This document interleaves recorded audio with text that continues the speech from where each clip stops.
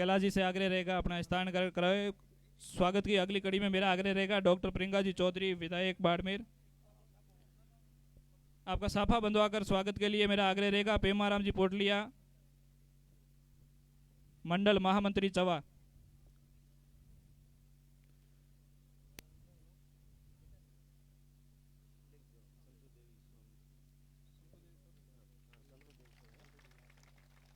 बहन प्रियंका जी का सॉल उठाकर स्वागत के लिए मेरा आग्रह रहेगा मोडाराम जी गोदारा।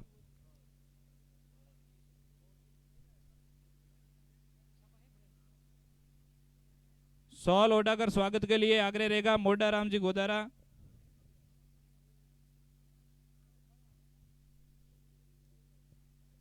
माल्यार्पण कर स्वागत के लिए आग्रह रहेगा संतु देवी गोस्वामी।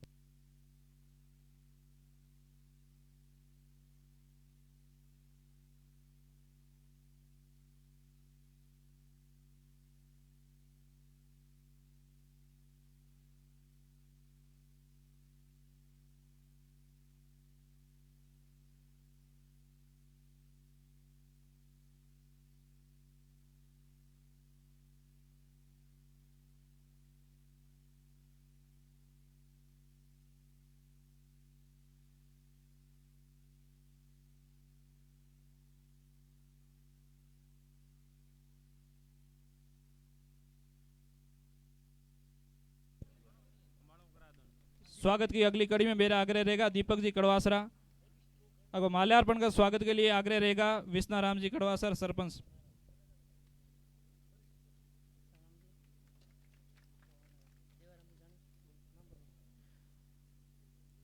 देवाराम जी जानी, सरपंच सुकुटला।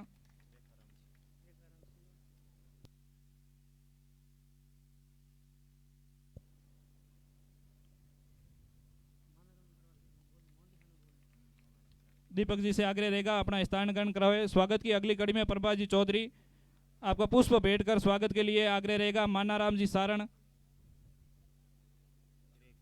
रेखाराम जी सियोल। आप बहन को पुष्प भेंट कर स्वागत अभिनंदन करावें।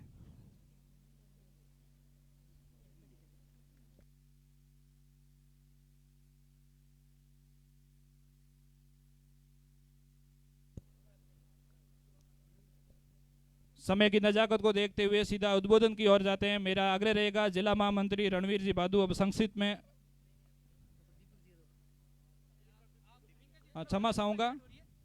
कृपया सबसे माफी चाहते हुए आगे अपन भी खासा दौर बैठ रहे हैं, तो आगे 3 सभाएं हैं, लेट हो रही है। सबसे माफी चाहते हैं बोलने वालों से। मैं सीधा ही आग्रह करता हूं डॉक्टर प्रियंका जी चौधरी से अपना भाषण दे।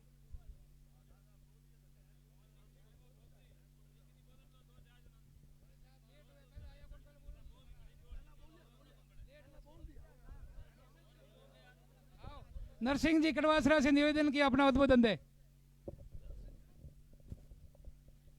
भारत माता की, भारत माता की।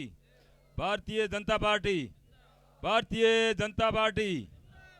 आज यहाँ रावसर के इस खेल ओके डेरो भाई लगा लो, कोई बात नहीं।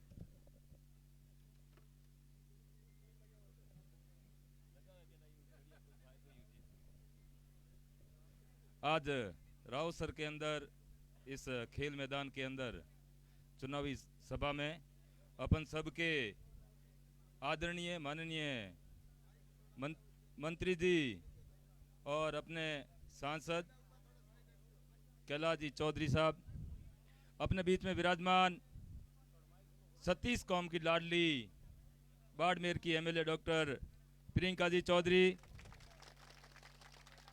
और भाजपा की युवा नेत्री प्रभा जी, भाई दीपक जी, खेताराम जी, मानाराम जी, रुगनाथ जी और सम्मानित मंच। वक्त बहुत कम है, मैं 1 मिनट ही टाइम लूँगा। यहाँ गांव ढाणी से दूर दराज से पधारे हुए बड़े बुजुर्गों, मेरी मातृशक्ति और युवा साथियों, आज यहाँ रावसर के अंदर अपन सब चवा मंडल से चुनावी सभा में उपस्थित हुए हैं और आने वाली 26 तारीख को मतदान का दिन है। मैं आज ही के दिन कहना चाहता हूं कि पहले भी 2014 से मोदी जी के राज में बहुत ऐतिहासिक काम हुए जो भारत के अंदर कई दशकों से नहीं हो पाए, जैसे राम मंदिर है, धारा 370 है, 3 तलाक है और बहुत सारे ऐसे काम हुए जो असंभव थे, कभी हो भी नहीं पाए, किसी ने आशा नहीं की कि ये काम भी हो पाएंगे, तो वो मोदी जी के राज में हुए। आप सभी ने देखा होगा मोदी जी बाड़मेर के अंदर पधारे थे तो मोदी जी ने मंच के माध्यम से कैलाश चौधरी का हाथ पकड़ के अपन सबको ये जिम्मेदारी दी थी कि कैलाश जी का हाथ अपने को मजबूत करना है, तो निश्चित तौर पे अपन सभी को एक ही बात पर ध्यान देना है कि कैसे कैलाश चौधरी अपने यहाँ से भारी मतों से विजय होकर दोबारा कैबिनेट में मंत्री बने। साथियों, बात बड़ी महत्वपूर्ण है कि बाड़मेर से आज तक कोई पहले कैलाश जी के अलावा कोई मंत्री पद पर नहीं जा पाया था और अपन सब ने 3.5 लाख वोटों से जीता करके भेजा था। तो इस बार सभी अपन इस बात पे ध्यान दें कि इस बार 5.5 लाख वोटों से विजय बना करके अपन लोग दिल्ली भेजेंगे। बड़ी महत्वपूर्ण बात रावसर के लिए भी कहता हूं, मेरा ही गांव रावसर ही है, वैसे पुराना गांव रावसर है, तो मैं हम कोई बाहर जाते हैं कहाँ पूछते हैं कि कौन सा गांव है, रावसर ही कहते हैं। तो रावसर में पूरे चवा मंडल नहीं, रावसर से कहता हूँ 36 कौम से मैं निवेदन करूंगा कि अपन लोग सभी हर सामाजिक प्रोग्राम हो, किसी का सुख दुख का कोई भी काम हो, किसी के किसी भी प्रकार का कोई काम पड़े, अपन लोग सभी साथ में उठते और बैठते हैं और एक दूसरे के काम आते हैं। लेकिन अभी मैं जो कुछ दिन पूर्व मैं देख रहा हूं, कई ऐसे असामाजिक तत्व भी आ जाते हैं बीच में जो अपना माहौल बिगाड़ने की कोशिश करते हैं। ये बड़ी महत्वपूर्ण बात है और कहनी भी चाहिए और सोचने वाली भी बात है। अपन 36 कौम हमेशा साथ में रहते हैं, चाहे राजपूत हो, चाहे जाट हो, चाहे लोहार हो, चाहे प्रजापत हो, चाहे संत हो, चाहे स्वामी हो, ये भगवान वेश में आते हैं। अपन तो उनको बाप जी कह के पुकारते हैं, मैं तो उनको भगवान का रूप हमेशा ही समझता हूँ, मेरे तो गुरु जी और हमेशा ही इनका आशीर्वाद हमारे ऊपर रहा है। मैं तो 36 कौम से कहता हूँ, भारतीय जनता पार्टी कमल का फूल अपना टारगेट एक ही होना चाहिए और बीच में अगर किसी के कोई ऐसे लगता है किसी की भावनाओं को भ्रमित करने की कोशिश हो रही है, वहाँ कुछ भी नहीं है। मैं आपको कह रहा हूँ, भीड़ भाड़ से बुलाई हुई है, रैलियां निकल रही है लंबी, उसमें भी कोई तंत्र वाली बात नहीं है, ना कोई उनमें कोई भविष्य है और यही माहौल बढ़ा रहे, ये कर देंगे वो कर देंगे। क्या कर पाएंगे भाई? आपका अभी एमएलए थे, आप 2 हैंडपंप मिले थे और यहाँ अपने क्या काम आते हैं? किसी ने कभी सुख दुख में कभी देखा क्या? अपन तो सभी लोग आपस में मिलकर रहते हैं।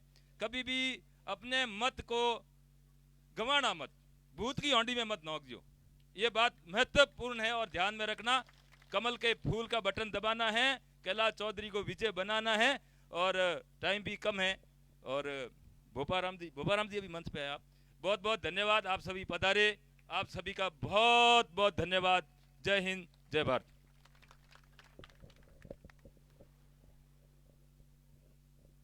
बहुत बहुत आभार।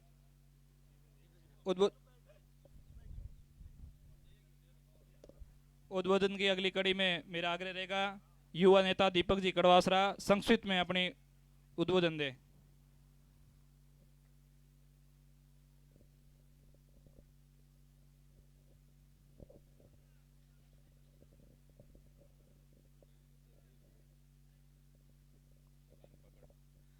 भारत माता की, भारत माता की, वंदे।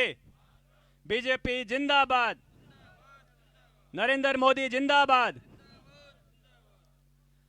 रावसर के इस खेल मैदान में आयोजित हो रही इन चुनावी सभा में मंच माते विराजमान केंद्रीय कृषि एवं किसान कल्याण राज्य मंत्री, अपने हेतु सांसद और लोकसभा प्रत्याशी श्रीमान कैलाश जी चौधरी, प्रियंका जी, प्रभा जी, समस्त सम्मानित मंच और सामने विराजमान अपने चवा मंडल रा बड़ा बुजुर्गगण मातृशक्ति और युवाओं। बात घनी लंबी चौड़ी नहीं है, बात सिर्फ इतनी है कि आपने एक ही नाम याद रखना है, नरेंद्र मोदी, और एक ही निशान याद रखना है, कमल गो फूल। क्योंकि लारले 10 साल में मोदी जी जितना कौम किया है, इतना लारले आज़ादी पचे 8 साल में नहीं होया, इतना लारले 10 साल में मोदी जी कौम करन बताया है। और हमें तीसरी बार प्रधानमंत्री बनी तो अगले 5 साल में इतना कौम करन बता दे कि जके आप कल्पना भी नहीं कर सको।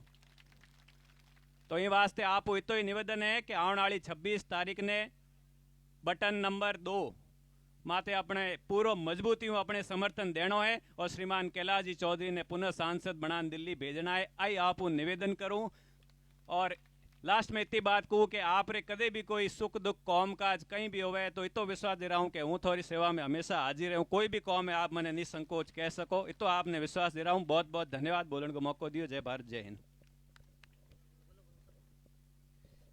एक और निवेदन था खासकर इन सब लोगों का, कैलाश जी मंत्री साहब आपसे, यहाँ पर एक पोस्ट ऑफिस की ज़मीन तो स्वीकृत हो गई, लेकिन पोस्ट ऑफिस की एक बिल्डिंग बनानी है।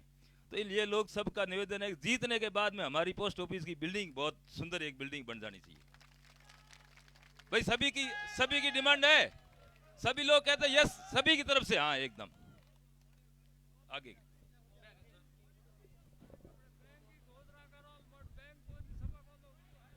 मोडा राम जी 2 शब्द कही, मोदी को कहीं कहीं टेंशन नहीं है, कोई दिक्कत नहीं। मारो तो निवेदन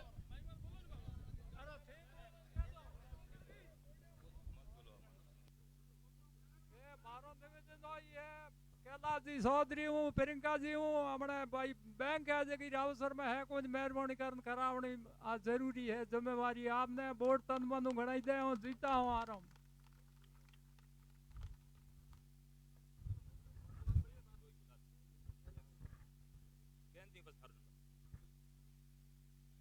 पंचायत समिति सदस्य गैनाराम जी से निवेदन रहेगा, वो अपना उद्बोधन दे।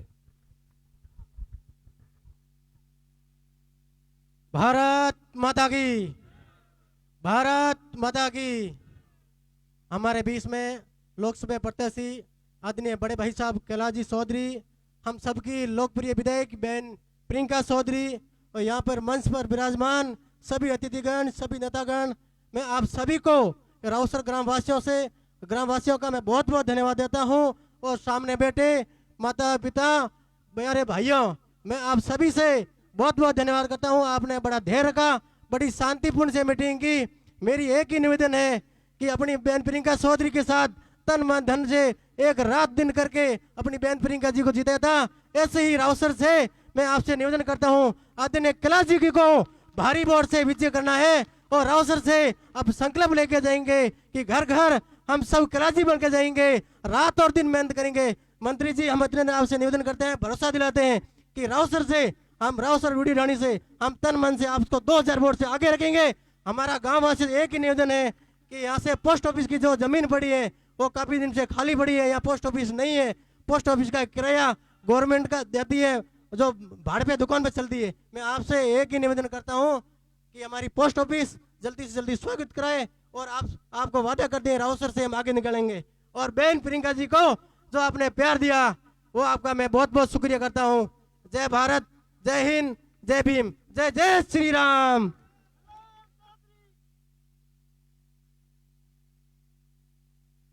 ये अपने आदरणीय मंत्री जी का निवेदन है कि गैनाराम जी आप अपने मुंह से घोषणा कर दो, मैं आपको जीते ही वादा करता हूं कि आपकी पोस्ट ऑफिस स्वीकृति करा जाऊंगा। मैं आपका बहुत बहुत धन्यवाद करता हूं मंत्री जी, और आदरणीय बहन प्रियंका जी का बहुत बहुत मैं धन्यवाद करता हूं। कैलाश चौधरी, कैलाश चौधरी, बहन प्रियंका चौधरी, बहन प्रियंका चौधरी, नरेंद्र मोदी, जय जय श्री राम।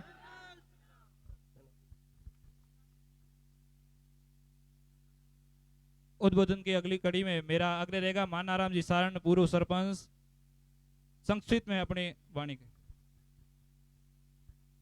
आज सभा में पधार्योड़ा भाजपा रा प्रत्याशी मंत्री कैलाश जी चौधरी साहब, जन जन की प्रिय बहन विधायक प्रियंका जी, सम्मानित मंच और पंडाल में विराजोड़ा पितातुल्ला बुजुर्गों, युवा साथियों, मातृशक्ति, सभी ने एक ही कहना है कि 26 तारीख ने आपने सबने कैलाश जी बणन घर घरों वोट लान दे रावणा है और हल्ले वोटों विजयी बनाओ हमणी सोन हल्ली रही। क्यों कि पूर्व में भी कैलाश जी ने आप जिताया। मोदी री माणा रा मिणिया बनिया।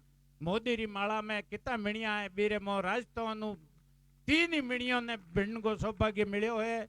इरे लिए मोदी जी आने वाले टाइम में भी आशा है कि पूर्ण रूपेण मोदी री माला रा मिणिया बनी पहला कैलाश जी और पूरा 5 साल मंत्री के रूप में किया है। इनके लिए भी आप हैंग शुक्रगुजार हूँ कि वास्तव में अपने नेता में योग्यता है कि मोदी जी की कैबिनेट में 5 साल अपना स्थान सुरक्षित रखा और आने वाले समय में हैंगो नहीं मोदी जी के नाम माते भाजपा ने वोट दे विजयी बनावनी है।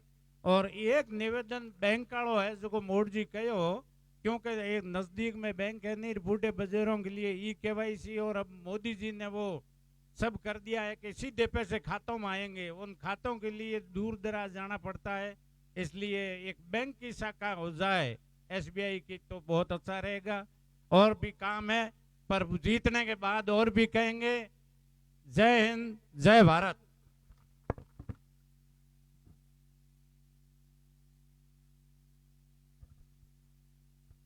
उद्बोधन की अगली कड़ी में मेरा आग्रह रहेगा बहन प्रभा चौधरी संक्षिप्त में अपना उद्बोधन दे और उसके बाद सीधा मैडम प्रियंका जी के।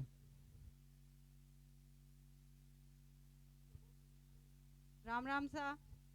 आज की जनसभा में उपस्थित भारतीय जनता पार्टी के प्रत्याशी कैलाश चौधरी जी, बड़ी बहन प्रियंका जी, सम्मानित मंच, समय बहुत कम है इसलिए आप लोगों से केवल 2 बातें कहना चाहूंगी कि आज के टाइम में भारतीय जनता पार्टी वो पार्टी है जो कठोर निर्णय लेने में पूरी तरह से सक्षम है। चाहे आप 370 का कानून हटवाना देख लें, चाहे CAA लागू करवाना देख लें, चाहे राम मंदिर बनवाना देख लें, तो मैं यही कहूंगी कि कैलाश जी इस बार आप सबसे यही वादा कर रहे हैं कि यहाँ सबसे ज्यादा जो दिक्कत आती है वो पानी की आती है।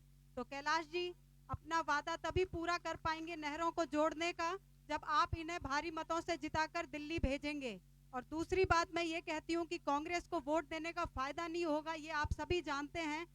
तो कांग्रेस के प्रत्याशी में इतनी हिम्मत है कि वो यहाँ पर बैठे बैठे पोस्ट ऑफिस बनवाने की घोषणा कर सकता है क्या? नहीं कर सकता। तो ये भारतीय जनता पार्टी पे आप विश्वास रखिए और अपना पूरा मत उन्हें दीजिए। धन्यवाद। बहुत बहुत आभार। मैं अब सीधा उद्बोधन के लिए उन्हें आग्रह कराऊंगा जन जन के हितैषी लोकप्रिय विधायक बहन प्रियंका जी चौधरी, आपसे आग्रह रहेगा मंच पर आए और अपने उद्बोधन से हमें लाभान्वित करें। बहन प्रियंका जी चौधरी।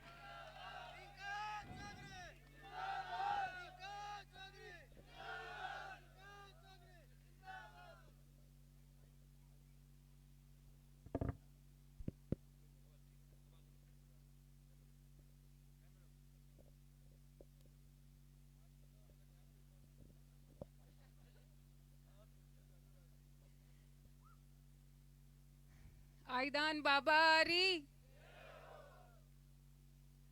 जोधा बाबा, प्रागा बाबा की इस भूमि को प्रणाम करती हूँ, वंदन करती हूँ। एक बार जोरदार भारत माता की। आवाज आवड़ आई कोनी? जोरदार। कहीं मारी आवाज कम आवे की करे? भारत माता की। ओ भाई लोग खड़ा है, वह हाथ ऊंचा को नहीं किया, हाथ बांध नहीं खड़ा रहना। भारत माता की। वंदे वंदे वंदे। धन्यवाद। आज रावत सर की इस चुनावी सभा में हमारे बीच में भारतीय जनता पार्टी से बाड़मेर, जैसलमेर, बालोतरा जिला के लोकसभा के प्रत्याशी आदरणीय कैलाश जी चौधरी, भारतीय जनता पार्टी के बाड़मेर विधानसभा से प्रत्याशी रहे आदरणीय दीपक जी कड़वासरा, सम्मानित मंच, सामने विराजे हुए सभी पितातुल्य बुजुर्गगण, युवा भाइयों और मातृशक्ति। सबसे पहले तो हाँ आवाज तेज हुई।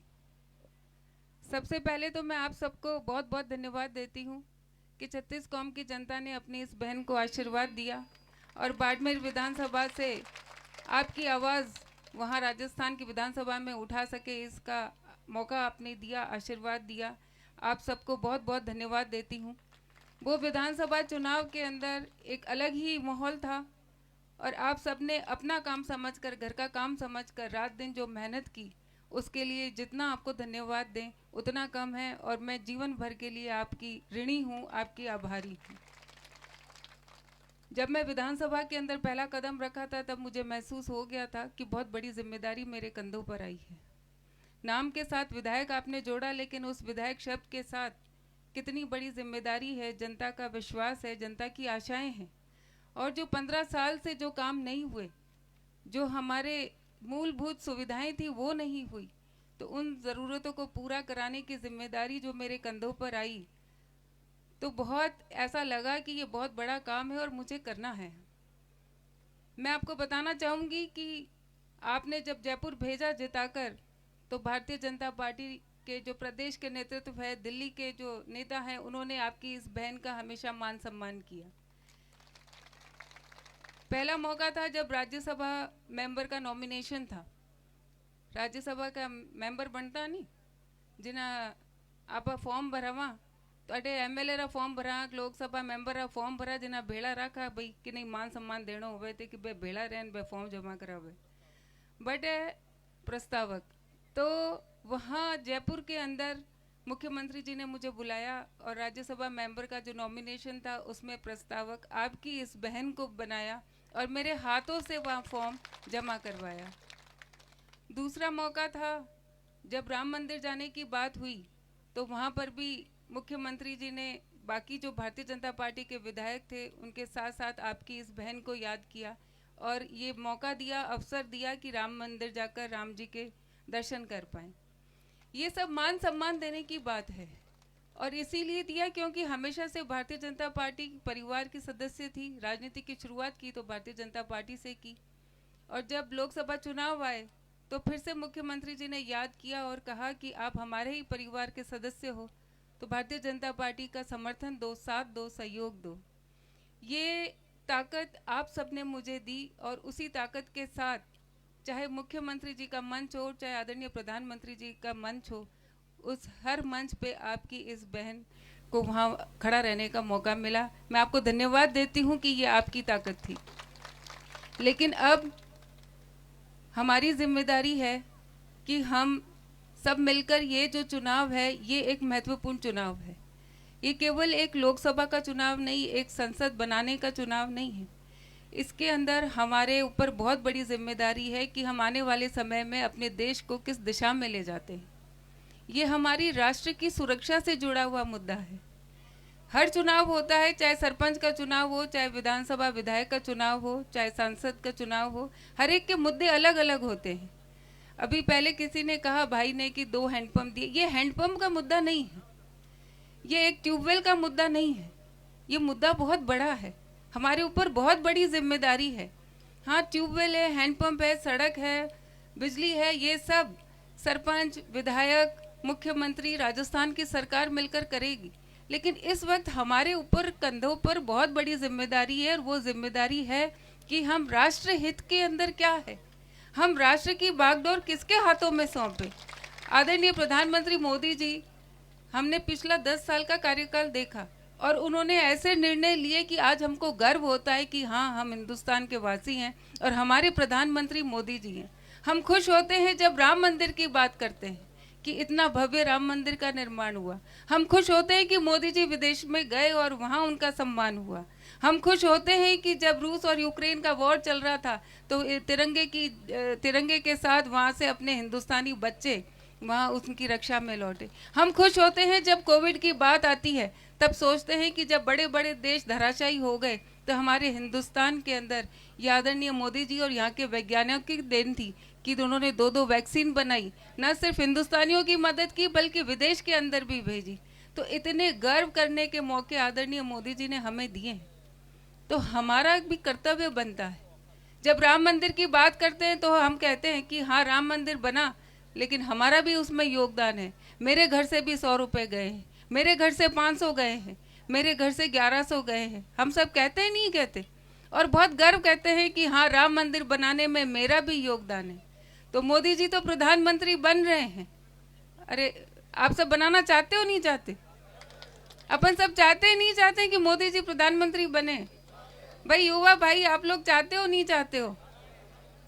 तो मोदी जी प्रधानमंत्री 101% बन रहे हैं, लेकिन उसमें हमारा क्या योगदान? हमारा वोट जब तक मोदी जी को नहीं जाएगा तब तक हम कैसे कहेंगे कि हाँ, मोदी जी को हमने प्रधानमंत्री बनाया? हम कैसे गर्व के साथ कहेंगे कि मोदी जी आज प्रधानमंत्री है तो इसमें मेरा ये सहयोग है, मैंने भी वोट दिया था, वो कमल के फूल को दिया था। तो ये हम सबको गर्व हो, ये हमारे ऊपर जिम्मेदारी है कि हम सब 26 तारीख को जब वोट देने जाएं तो ज़्यादा से ज़्यादा संख्या में 2 नंबर का जो बटन है कमल के फूल का, वो दबाएं।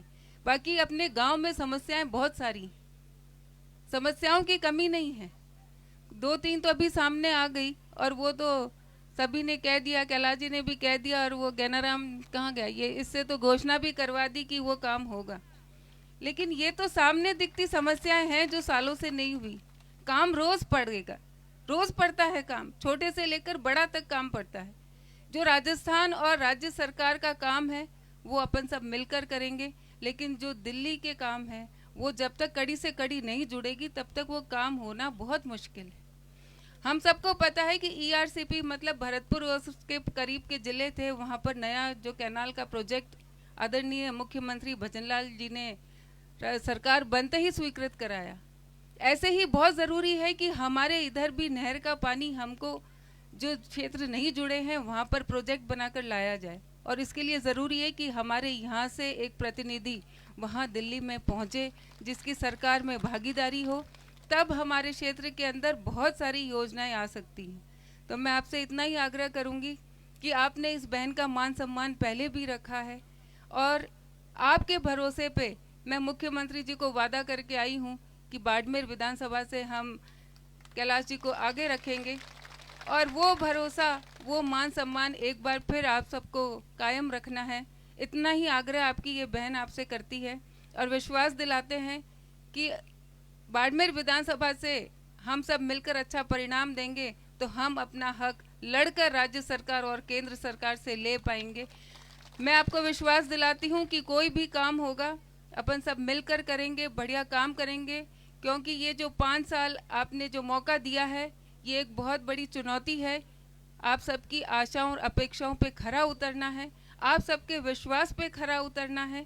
जो काम कभी नहीं हुए, जो सालों से काम लंबित है, उन कामों को पूरा करना है, और उसके लिए ज़रूरी है कि आप सब मिलकर ताकत दें। एक ताकत आपने दे दी, एक बार और ताकत देने की ज़रूरत है। 26 तारीख को ज़्यादा से ज़्यादा संख्या में कमल के फूल पर बटन दबाएं, और निश्चित रूप से काम में कोई कमी नहीं रहेगी, विकास में कोई कमी नहीं रहेगी। तो आप सब तैयार हो? एक बार जोरदार नारा लगाएंगे तो पता चल जाएगा, भारत माता की। वो मेरे एक भाई ने, हाँ हाथ नहीं, मेरी नजर है सब पे। एक बार और, भारत माता की। क्योंकि पिछले विधानसभा चुनाव में मैंने कहा था कि रावत सर में पता नहीं क्या होगा, लेकिन आप सबने बहुत मजबूती दिखाई और बहुत अच्छे यहाँ से परिणाम रहे, और मुझे आशा है कि रावत सर ही नहीं, पूरे इस मंडल से और आसपास की पंचायतों से बहुत अच्छा परिणाम रहेगा। अपन सब मिलकर मेहनत करेंगे, इतना मुझे विश्वास है। धन्यवाद। जय हिंद, जय भारत।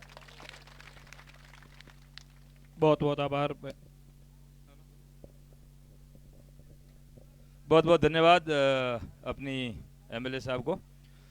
एक और निवेदन है जनता का, अभी मेरे को एक और सूचना दी थी तो मंत्री जी को बता देते हैं। पानी की समस्या, देखो यहाँ पर लाइट की समस्या, मंत्री जी हमने पूरा पिछली बार एकदम बढ़िया काम करवा दिया। 5 साल तो हुआ नहीं, बीच में काल पड़ गया था, लेकिन उससे पहले लाइट की समस्या लगभग हो गई। और किसी की बाकी है तो अभी भी बता देना, लाइट की कोई समस्या नहीं है, अपन लाइट वाला काम करवा देंगे। अब अभी भी किसी की बाकी है तो कोई टेंशन नहीं है। लेकिन पानी की बहुत बड़ी समस्या है, नहर वाला पानी यहाँ जोड़ा हुआ नहीं है किसी के, और यहाँ मेन होदियों में जोड़ा हुआ नहीं है। ये समस्या, पानी की समस्या हमारे नहीं रहनी चाहिए। जैसे लाइट का काम हुआ वैसे पानी का काम हो जाना चाहिए। अभी मेरा निवेदन अपने लोक लाडले मंत्री जी से निवेदन रहेगा, वो अपना उद्बोधन दे।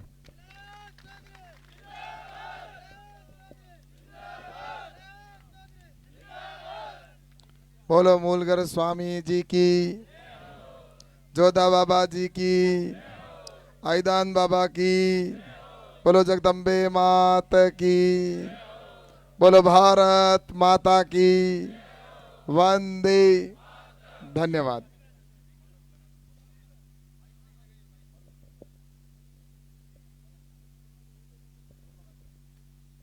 क्या हुआ है?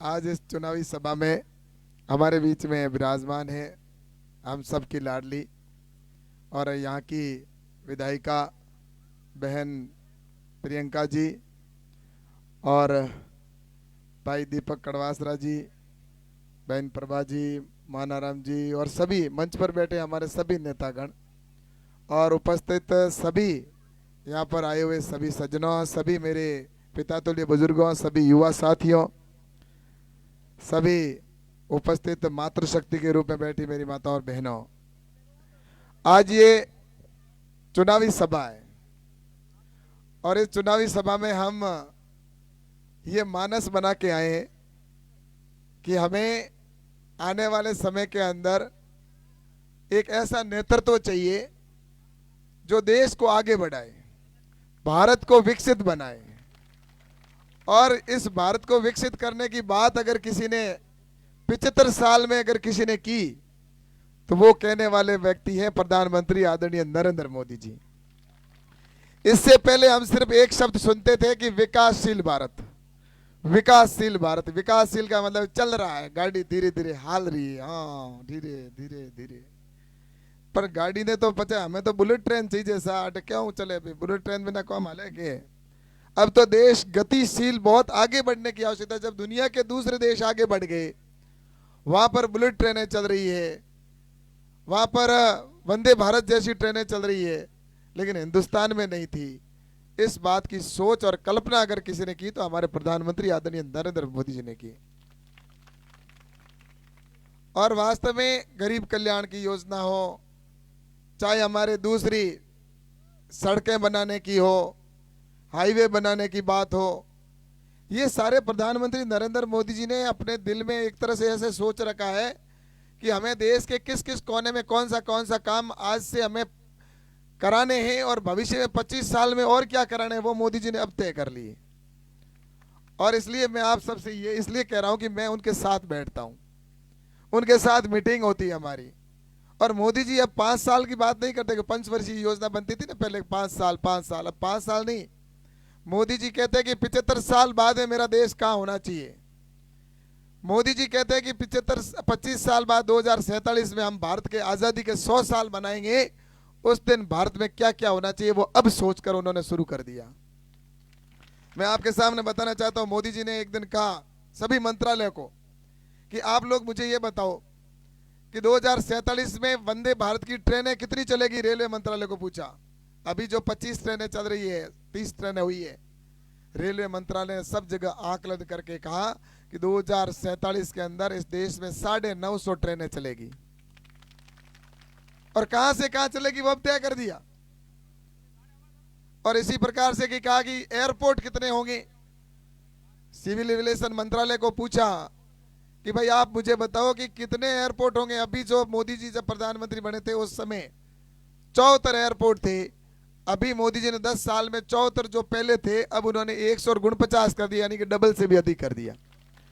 मोदी जी ने कहा मेरे को डबल का काम मतलब नहीं है, मैंने 10 साल है, मुझे 75 जब आज़ादी के 100 साल पूरे होंगे उस समय देश में कितने एयरपोर्ट होंगे। तो उसके लिए 6 महीने तक मशक्कत की कि कौन से शहर से कहाँ उड़ेगी, कितनी जनसंख्या होगी, उनकी क्या होगा। ये सारा सोच के उन्होंने कहा इस देश के अंदर लगभग 950 एयरपोर्ट बनेंगे, जो अभी 149 है। एम्स कितने होंगे उनका अभी से तय कर दिया, कितने एम्स होंगे, कितने मेडिकल कॉलेज होंगे वो अभी से तय कर दिया। पानी कहाँ चलेगा, पानी की व्यवस्था कहाँ कैसे करनी वो अभी से तय कर दी। नहर कहाँ से कहाँ चलेगी वो उन्होंने कृषि जल शक्ति मंत्रालय को कह दिया। उन्होंने कहा मेरे पास अब टाइम नहीं है, मैं कम समय के अंदर बहुत कुछ करना चाहता हूं। इसलिए नरेंद्र मोदी जी लगे हुए हैं। और जो 5 साल की सोचने वाले, उनका काम इतना ही था कि 5 साल में जितना कमाओ उतना खा लो और उसके बाद में जनता जाने और जनता का काम जाने, अपने तो 5 साल में निकल जाओ। इसलिए वो 5 साल की योजना बनाते थे। मोदी जी तो खाते खुला दिए, सीधा पैसा, न खाऊंगा न खाने दूंगा। तो ऐसा व्यक्ति प्रधानमंत्री नरेंद्र मोदी जी बने।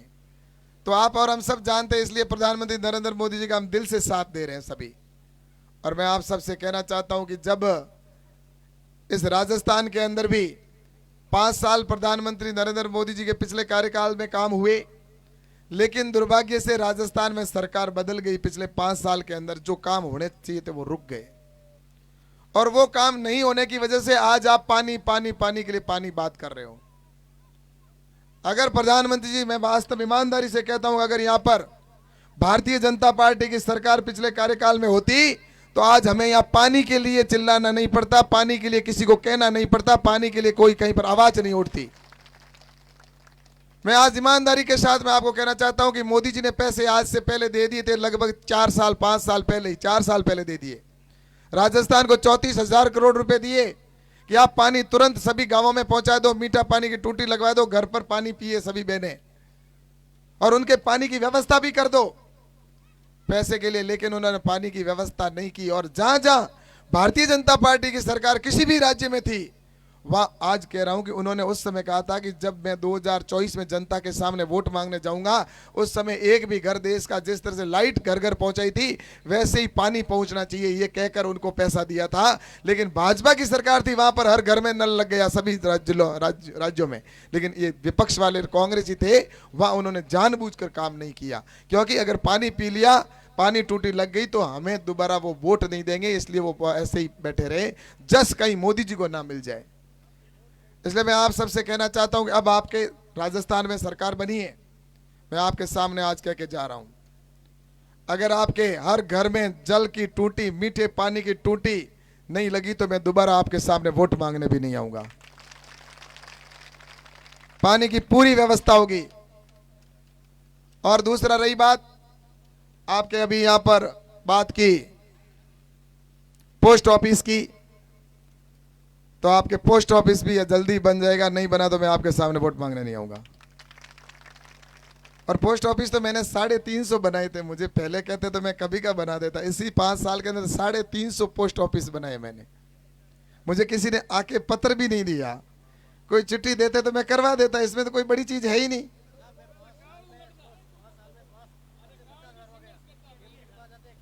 मेरा यह कहना है कि आप मुझे कहते तो मैं अवश्य करवाता आपके, लेकिन अभी मैं आपसे कहना चाहता हूं कि ये मैं आपके करवा दूंगा, कोई टेंशन मत करो। ये तो छोटा सा काम है, बहुत बड़ा कोई काम भी नहीं है। हम तो बात कर रहे हैं। और क्या कहता बैंक, चलो आपके बैंक भी यहां पर करवाएंगे, बैंक भी हो जाएगा।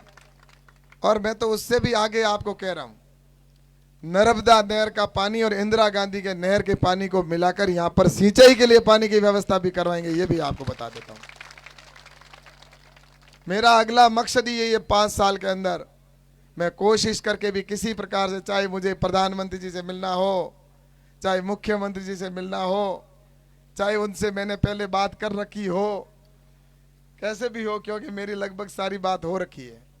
इसलिए मैं आपसे कह रहा हूं कि आपके आने वाले समय में यहाँ पर नहर के पानी से आप सभी यहाँ पर खेती करेंगे। और ये काम कौन करवा सकता है मुझे बताओ, कौन करा सकता है? जोरू बोलो, मैं हुनी जो कौन। अब मोदी जी करा सके तो राजस्थान में सरकार भारतीय जनता पार्टी की है, केंद्र में सरकार मोदी जी की बन रही है भारतीय जनता पार्टी की, तो थाने नहर चाहिए कि कोई दूजुड़ोंगी आता ही चाहिए।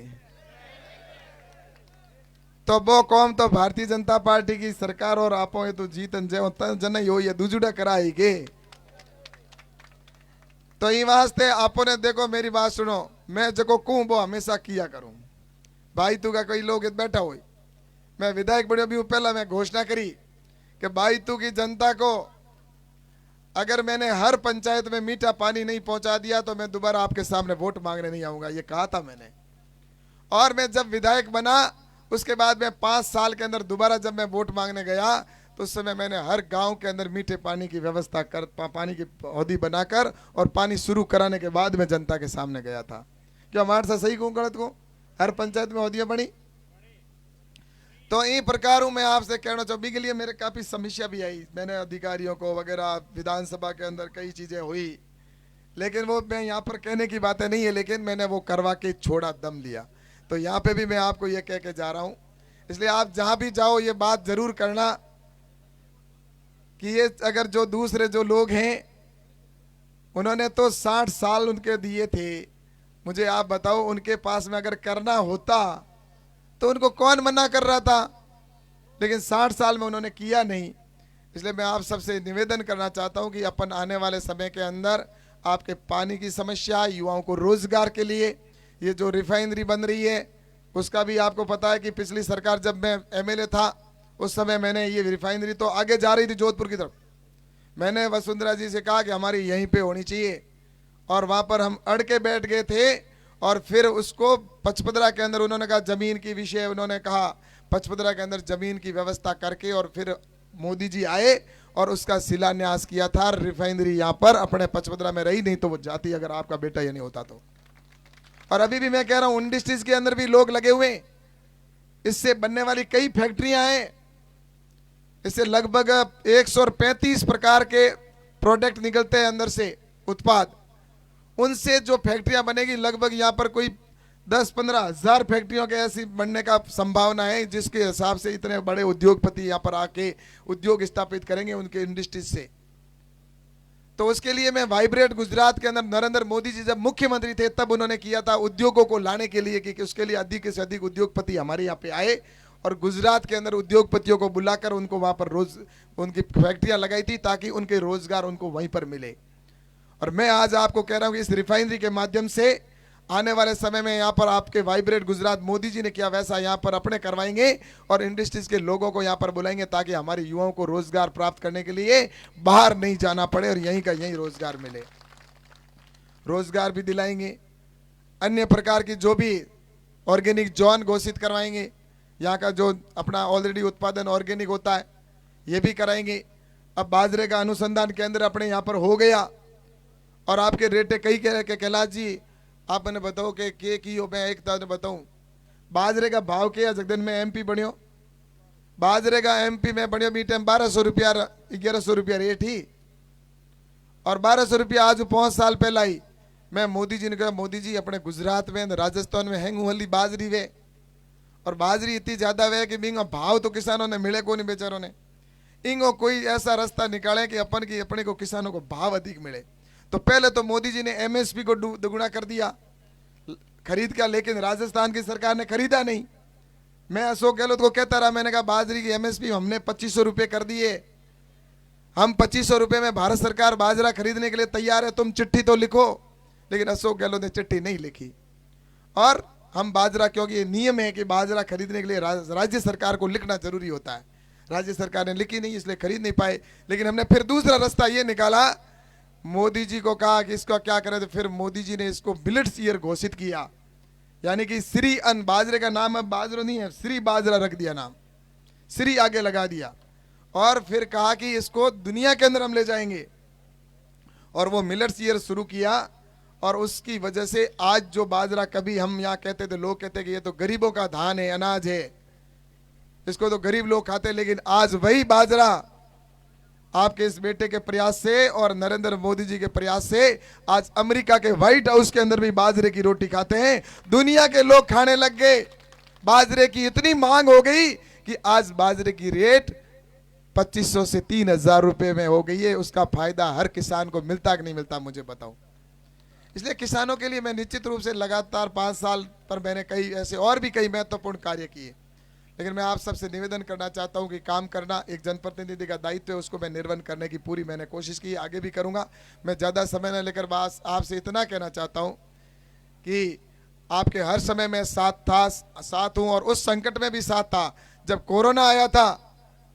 और कोरोना आया उस समय आपको और हम सबको पता है कि ये दूसरे जो लोग थे कांग्रेस वाले और ये जो अशोक गहलोत, ये होटलों में बंद थे, इनके कार्यकर्ता घरों में बैठे थे, लेकिन आपका ये भाई, आपका ये बेटा उस समय ऑक्सीजन के सिलेंडर लेकर, कंसंट्रेटर लेकर और जितने हॉस्पिटल थे उन हॉस्पिटलों में जाकर व्यवस्था कर रहा था। मेरी जान को जोखिम में डालकर भी, मेरे को 3 बार कोरोना हो गया, उसके बावजूद भी मैं लगा रहा। मैंने कहा चाहे मेरी जान चली जाए लेकिन मेरे लोगों की जान नहीं जानी चाहिए। डॉक्टरों ने मना किया, फिर भी मैं वहां पर जाता था, हॉस्पिटलों के बीच में अंदर चला जाता था पेशेंटों के पास में। लेकिन मैं आप सबसे कहना चाहता हूं कि इतना काम करने के बाद भी डॉक्टरों ने मना कर दिया, जान चली जाएगी, लेकिन फिर भी लोग कुछ इस तरह से करते हैं। लेकिन मैं उनकी परवाह नहीं करता, क्योंकि मुझे पता है कि मेरे यहाँ के क्षेत्र की जनता मेरे साथ है। इसलिए मैं निश्चित रूप से आज आपके सामने ये कहना चाहता हूँ कि आने वाले समय में हम आपके जो भी विकास के विषय उनको विकास कराएंगे और आप सभी यहाँ पर इस प्रकार से यहाँ से जाएं कि आप सभी नरेंद्र मोदी बनकर जाएं, क्योंकि इतना बड़ा क्षेत्र है। आज एक सरपंच होता है, वो भी हर घर नहीं जा सकता 5 साल में भी। सरपंच भी मुख्य धड़ेगा, कोई प्रमुख व्यक्ति मैंने बोंगे घरे से ढोनी ढोनी सरपंच को पूगे नहीं। हर ढोनी कोई सरपंच कह सके कि मैं एक भी मेरे गांव की ढोनी नहीं छोड़ी जगह मैं नहीं पूगूं। तो इतना बड़ा लोकसभा क्षेत्र दुनिया का इतना बड़ा है, उस जगह पर मैं इस समय नहीं पहुंच पाऊंगा चुनाव के समय में, लेकिन सब जगह तो कैसे पहुंचेंगे। लेकिन आप सभी को नरेंद्र मोदी बनकर, कैलाश बनकर आप सभी वहां पर जाएं और आप सभी से कहें कि हमें यहाँ पर विकास चाहिए और विकास सिर्फ और सिर्फ भारतीय जनता पार्टी करवा सकती है। और आपका ये भाई, आपका बेटा, आपके लिए जो मैंने वादे किए वो पूरे करने के लिए पूरी कोशिश करके और उसके अंजाम तक पहुंचाऊंगा। यही बात मुझे कहनी थी। आप सबका बहुत बहुत धन्यवाद, बहुत बहुत साधुवाद। बोलो भारत माता की, भारत माता की। आप सबने मेरा स्वागत किया, सम्मान किया, इसके लिए सबका बहुत बहुत धन्यवाद। जय हिंद, जय भारत। बहुत बहुत आभार श्रीमान कैलाश जी चौधरी।